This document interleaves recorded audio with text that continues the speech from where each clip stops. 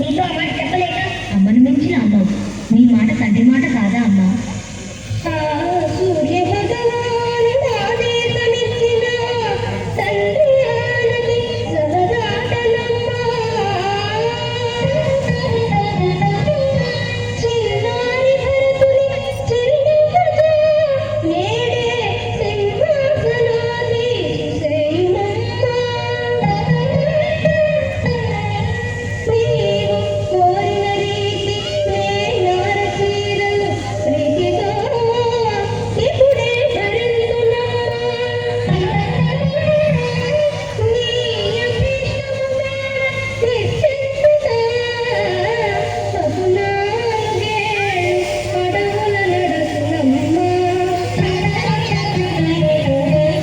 కరుణనామయ్యేషగలుగునట్లు ప్రతి నిమేషము ప్రేమను పంచినట్టి నీరు నమ్మును తీర్చెడు నియతి కంటే వేరే ఆశించనేది నీరింపుమమ్మా.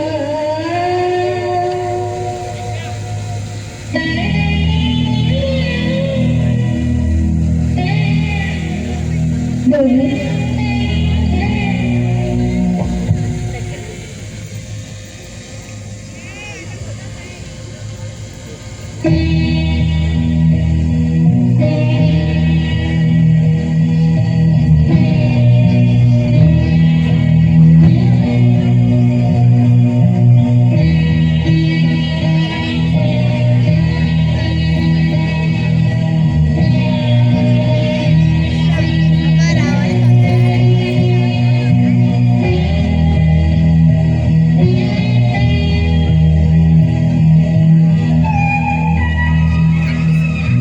జానకి, ఏమిటి వేషం?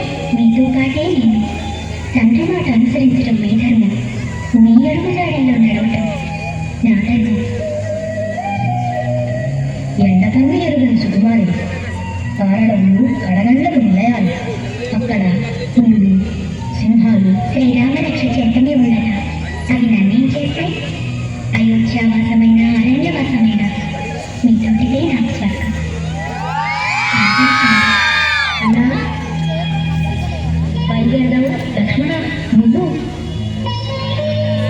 దీపం వెంటే నీడ, అన్న వెంటే కన్నులు.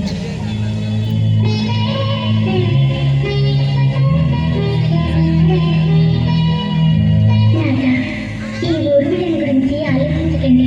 అన్నా వదినల సంరక్షణకి 14 ఏళ్ళు మీరు దూరం చేసుకోబోతున్న నిద్రను నాకు అనుగ్రహించండి. దేవి,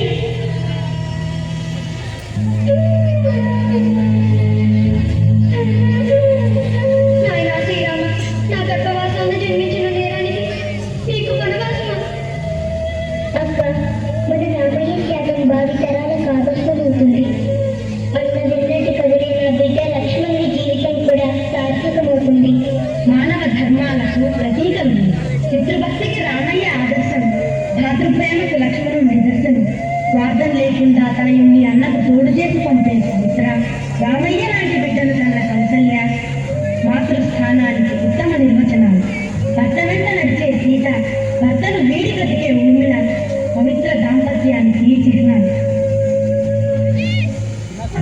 చూశారు కదా, సీతారామ లక్ష్మణుల వనవాసానికి వెళ్ళడం, రావణాసురుని చెల్లి శూర్పణఖ వారిని చూడడం, మోహించడం, నన్ను వివాహం ఆడవా అని అడగగా నా సోదరుడు లక్ష్మణుడు ఉన్నాడు అని తెలపగా లక్ష్మణుడు ముక్కు చెవులు కోసి పంపడం, అన్నా రావణ, రాకుమారుడు నా ముక్కు చెవులు కోశాడు అని రోధించడం, దాంతో కోపోద్రేక్తుడై సీతను అపహరించడం, రామరావణ యుద్ధం జరగడం, యుద్ధంలో రాముడు మరణించడం జరుగుతుంది.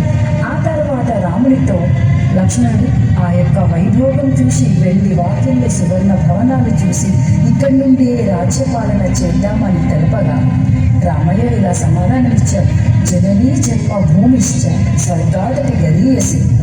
మన కన్న తల్లి లాంటి భూమి మరెక్కడా లేదు, స్వర్గం కన్నా గొప్పది అని తెలిపి అయోధ్య నగరానికి బయలుదేరాడు.